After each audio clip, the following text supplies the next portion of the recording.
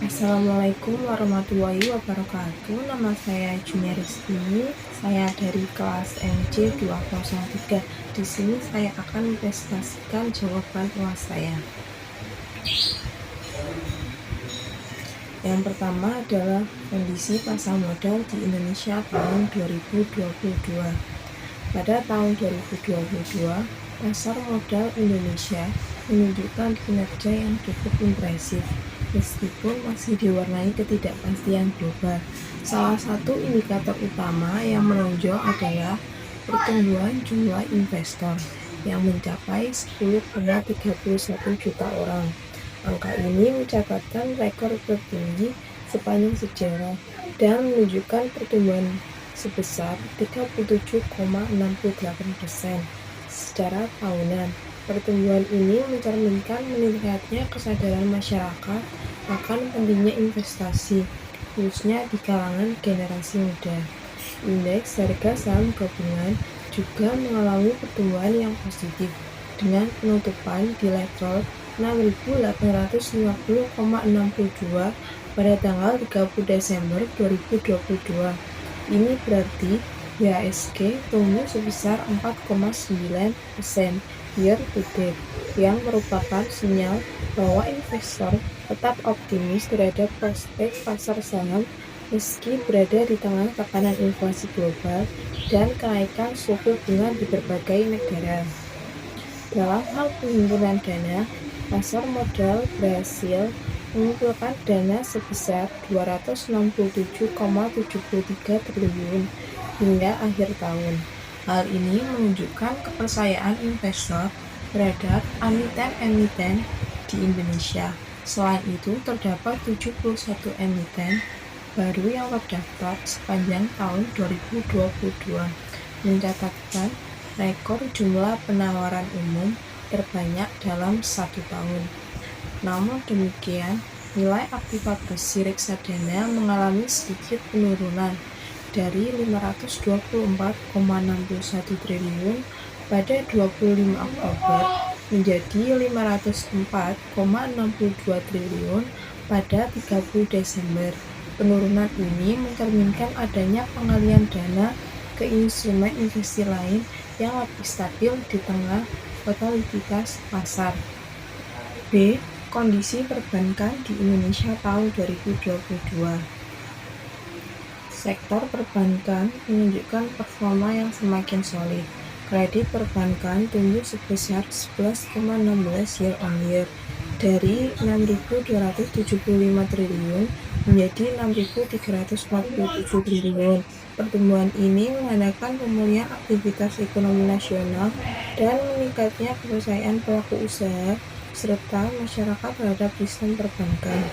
Secara rinci, kredit investasi tumbuh paling tinggi sebesar 13,15%, diikuti oleh kredit modal kerja sebesar 11,27%, dan kredit konsumtif tumbuh sebesar 9,10%. Ini menunjukkan bahwa pemulihan ekonomi didorong oleh peningkatan aktivitas produktif dan konsumtif. Dari sisi dana pihak ketiga, tercatat pertumbuhan sebesar 8,78 year on year, dengan total dana mencapai 7.974 triliun per November 2022. Kenaikan ini didorong oleh peningkatan tabungan dan deposito masyarakat, yang menunjukkan masih kuatnya kepercayaan publik terhadap sistem perbankan. Rasio keuangan perbankan juga sangat sehat. Capital Adequacy Ratio berada di level 25,49%, mencerminkan kekuatan modal yang cukup besar. Dari sisi likuiditas, rasio AL/DBK dan AL/MCD masing-masing berada di level 30,42% dan 134,97%, menunjukkan bahwa perbankan memiliki cadangan likuiditas yang sangat baik. Sementara itu, non-performing loan gross menurun ke 22,65%, mencerminkan perbaikan kualitas kredit. Net interest margin stabil di 4,70%, menandakan bahwa bank masih dapat menghasilkan margin keuntungan dari kegiatan pinjam-meminjam. Dan dari sisi efisiensi, return on asset berada di 2,47%, serta posisi devisa neto di 2,5%, masih dalam batas aman yang ditetapkan. C. Kondisi industri non-keuangan di Indonesia. Industri non-keuangan juga menunjukkan pertumbuhan yang sehat. Pendapatan premi asuransi tercatat sebesar 280,24 triliun per November 2022, naik tipis 0,44% year on year. Meski pertumbuhannya lambat, ini tetap menjadi sinyal positif bahwa sektor ini bertahan di tengah tekanan global. Utang pembiayaan tumbuh 12,96% year on year menjadi 409,49 triliun, menunjukkan bahwa masyarakat dan pelaku usaha kembali aktif melakukan pembiayaan. Aset dana pensiun meningkat menjadi 341,87 triliun atau naik 5,6% year on year, mencerminkan pengelolaan aset yang baik dan potensi jangka panjang yang menjanjikan. Di sektor digital, fintech peer-to-peer lending mencatat pertumbuhan outstanding pembiayaan hingga 50,30 triliun, meningkat tajam 72,68% year on year.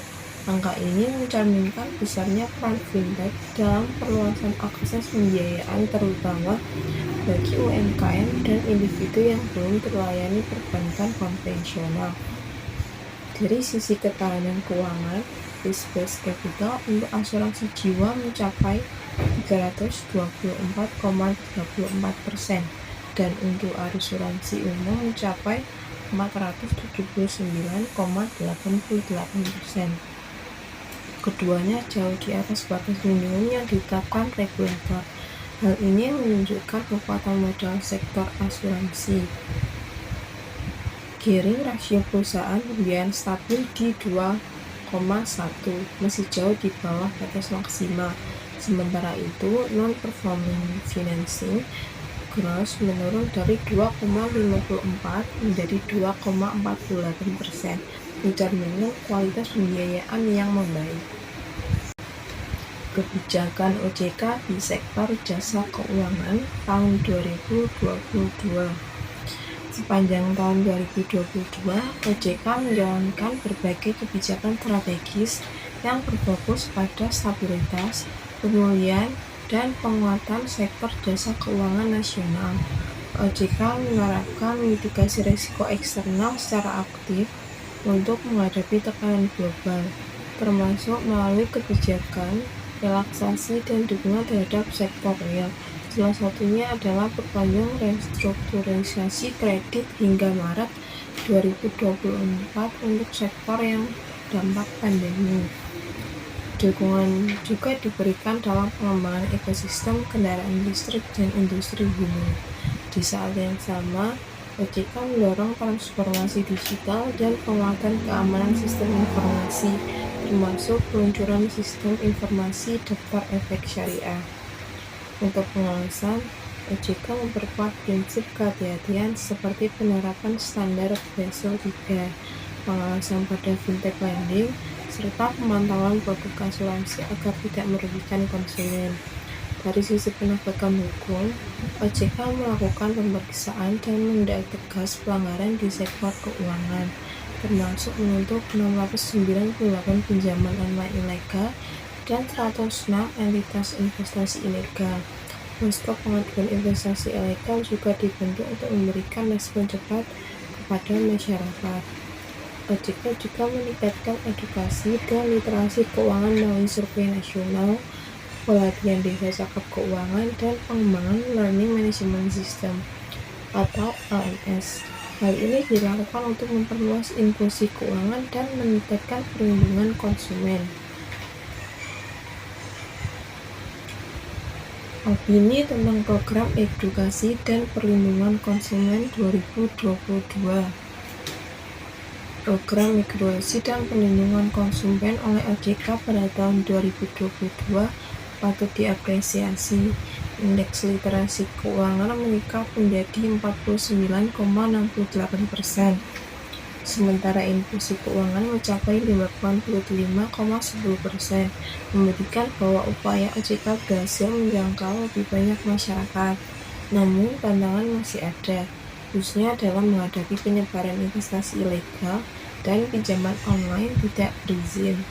Edukasi yang lebih menyeluruh dan menjangkau kelompok rentan seperti masyarakat berpendidikan rendah atau di wilayah terpencil masih sangat dibutuhkan.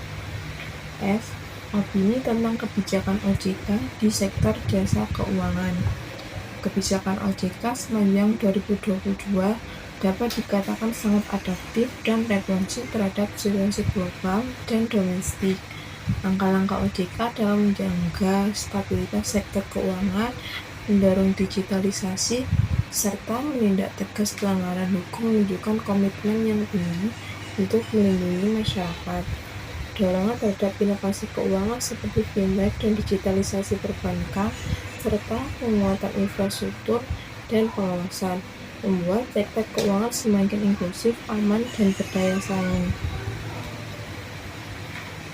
Kesimpulannya, secara keseluruhan, tahun 2022 merupakan tahun yang penuh tantangan, namun juga progresif bagi sektor jasa keuangan Indonesia. Pasar modal berkembang dengan pertumbuhan investor yang signifikan dan rekor emiten baru. Perbankan menunjukkan pemulihan kredit dan efisiensi operasional, sementara sektor non-keuangan tumbuh stabil, didukung oleh pembiayaan digital dan kekuatan modal yang baik.